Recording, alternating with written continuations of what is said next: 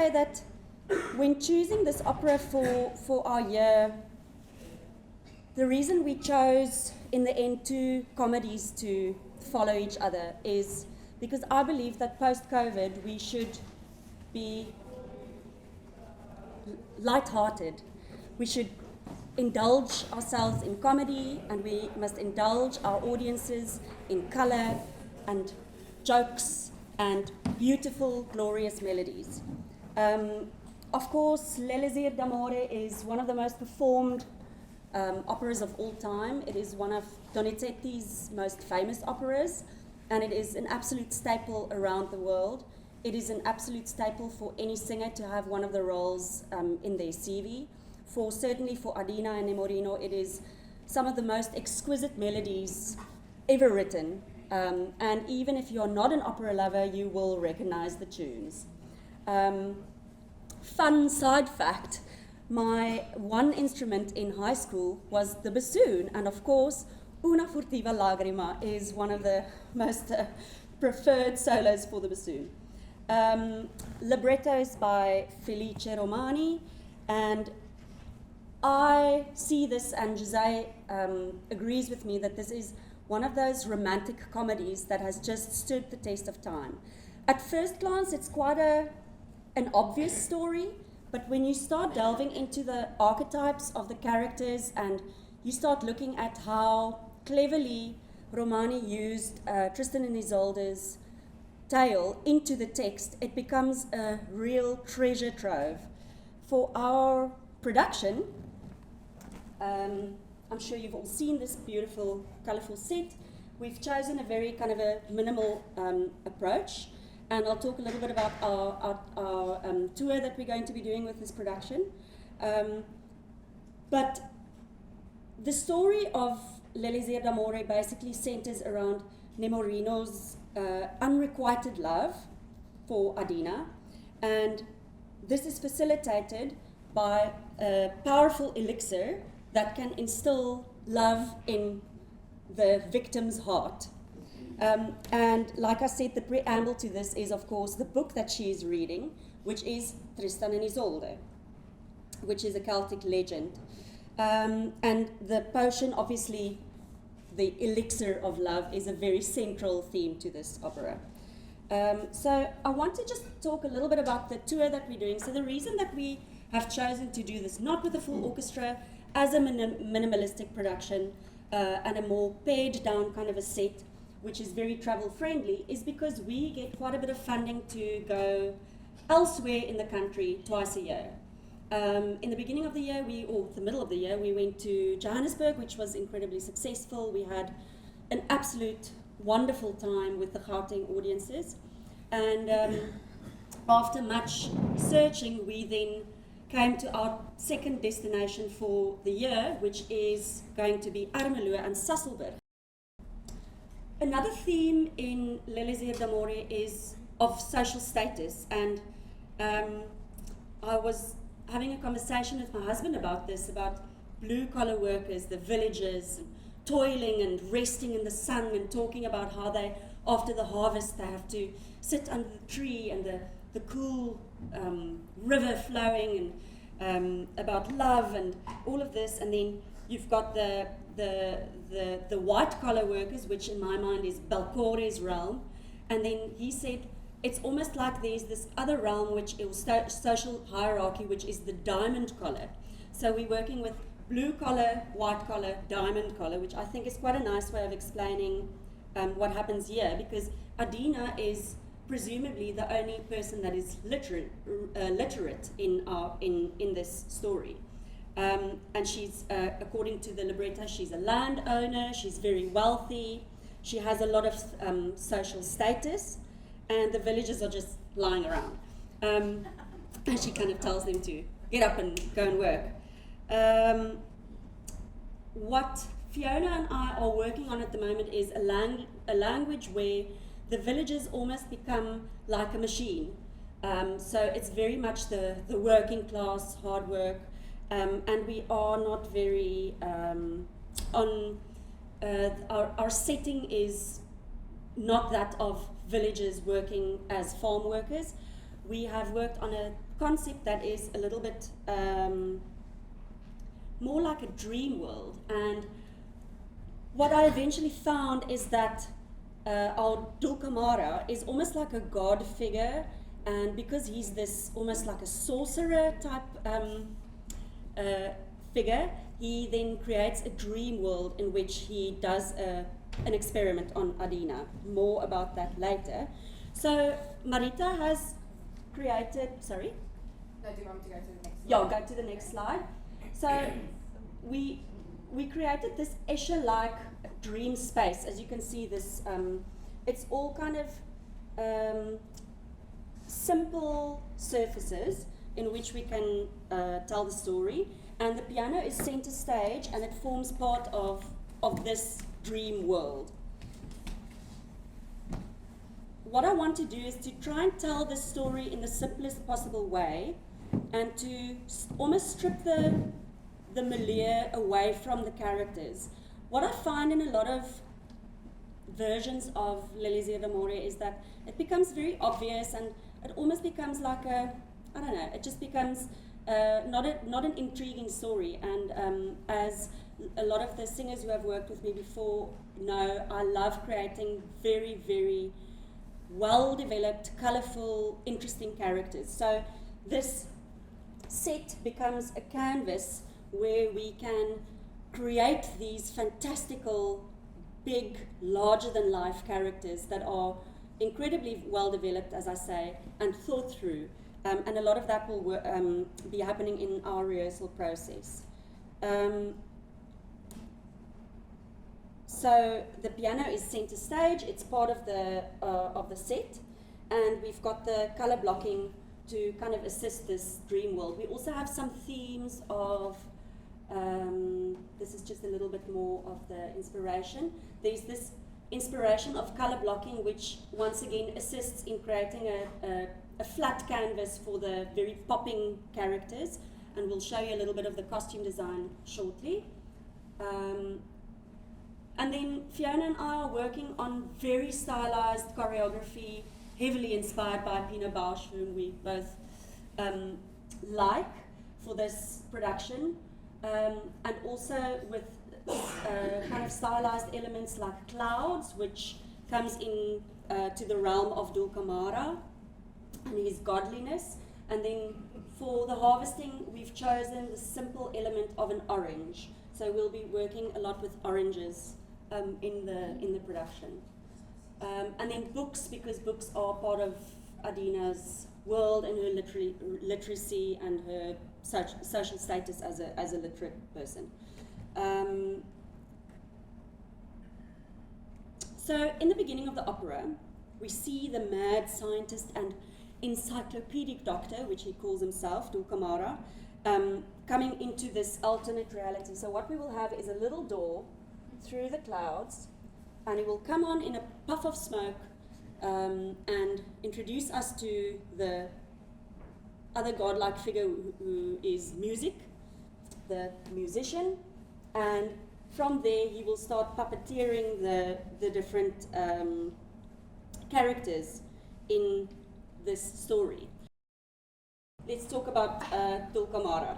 So we see him coming on stage, and he creates a world in which to test Adina.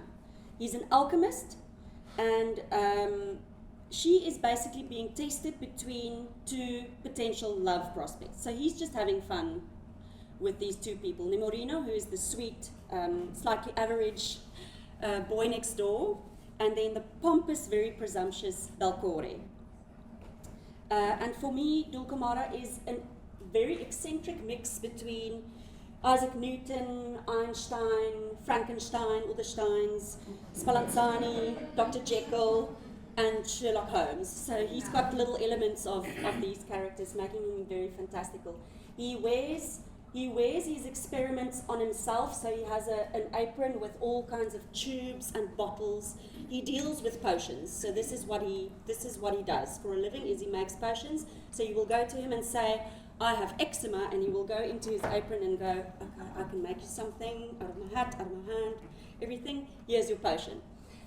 So the inspiration for me here was almost like a one-man band. Those people with like the drums and the cymbals and the everything on them. So he's a one-man band alchemist. We used a bit of the steampunk as a reference, but it's not.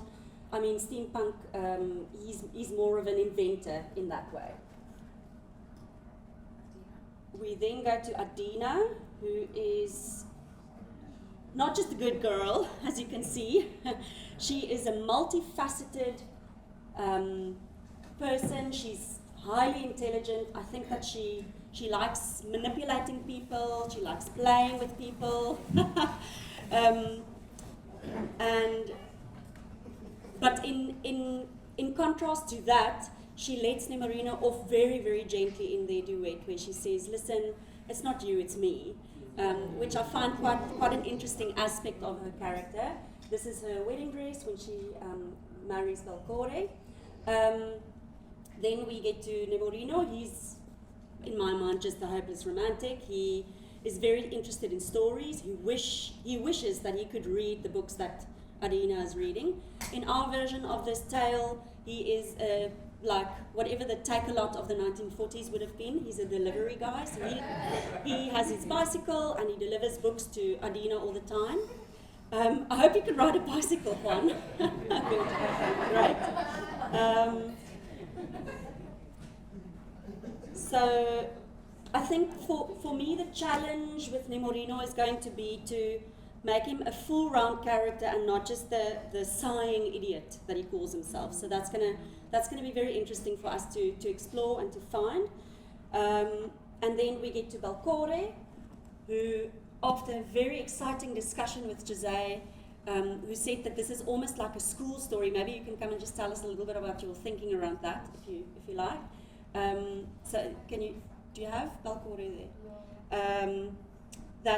That he's the sports jock. So Balcore is not a sergeant as it is written in the original Romani libretto, but he is a user of many different sticks and balls, and we will see various sports throughout this production.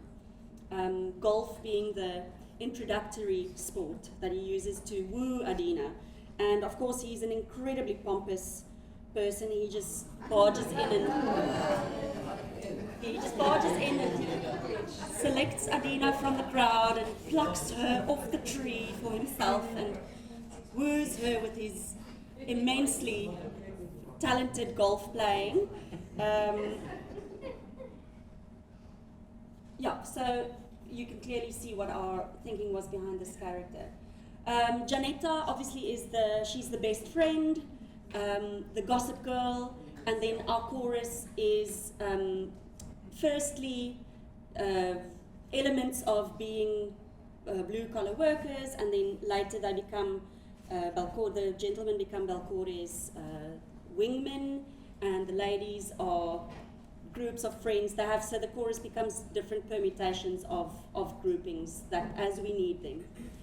And so what have we missed here? Yeah, so that's the ladies chorus, all kind of with a 40s inspiration, and the jocks and villagers are also in this kind of realm of sporting and 40s, almost gentlemanly attire. So that is the production. We will obviously go into rehearsal now and fine-tune everything.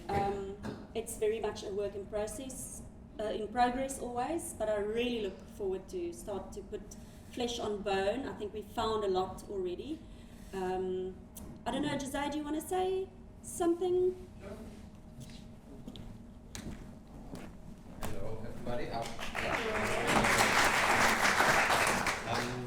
I think I have to first start by saying thank you to my sister in crime, Marta Lien. It's amazing to be doing this production with her and being involved at Cape Town Opera in front of your camera. Involved with Cape Town Opera after it having been my home when I came back to South Africa after my studies. So it's really wonderful to start this very exciting project.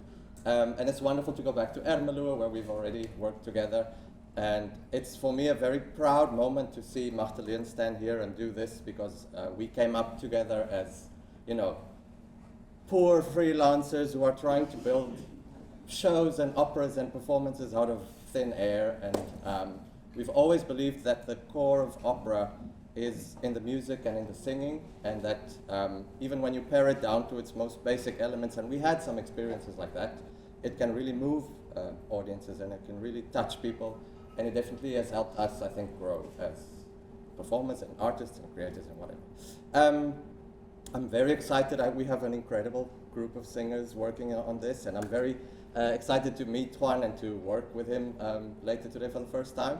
I think the main thing that I could add to the wonderful presentation is we've spoken obviously a little bit about Elisir and what to do with this piece of music to make it work. And I think the things that we agree on and that we kind of are going to probably explore further and further is that even though it might feel, as Magdalene said, as a little bit of a typical comedy with kind of type characters, I don't find Elisir the same kind of comedy that Pasquale would be, for instance. I find Pasquale much more superficial than what Elisir is. To me, the thing that gives Elisir its special power and the special magic that I think has made it survive through all these years is that there are moments in Elisir where you've just been laughing and having a wonderful time, and suddenly a melody like Adina Karedimi comes in and your heart is shattered and broken. So,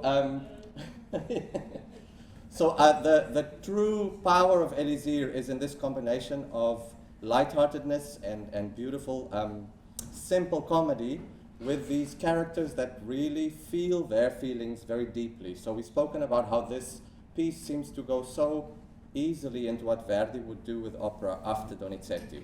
Not with the pompousness of a Lucia, not with the pyrotechnics of La Fille du Régiment. It's really all in pure character building and emotions. And the idea of the school, why when we were chatting, I told Magdalene, to me it feels like a perfect school story, meaning you see these people and they feel like all the people that you dealt with when you were at school. Yes. Well, you haven't left school so long ago. That is maybe why. For us older people, it really, all these types that are not, you go back and you think at school there were all these types, the jocks, the clever guy, the drug dealer, if you like. But the point is, they were real people, they were full people. And I think that is what we discover with the characters of Elisir. And the moments that I find the most powerful and the secret of the power of this opera are really the ensembles. We have these beautiful arias like Una furtiva lagrima. Sure, it's very famous and it will get the applause that it's due. But when two characters start singing together, I mean, Adina and Nemorino have 3, 4, 5 duets. It is in those moments that Donizetti really makes magic, because in the melodies that he chooses and in the way he spins the melodies according to the libretto and the situation, we really experience opera that is very close to Verismo, even though it's so set on the traditions of the beautiful bel canto style. So I think it's a perfect choice for a pared down experience of opera.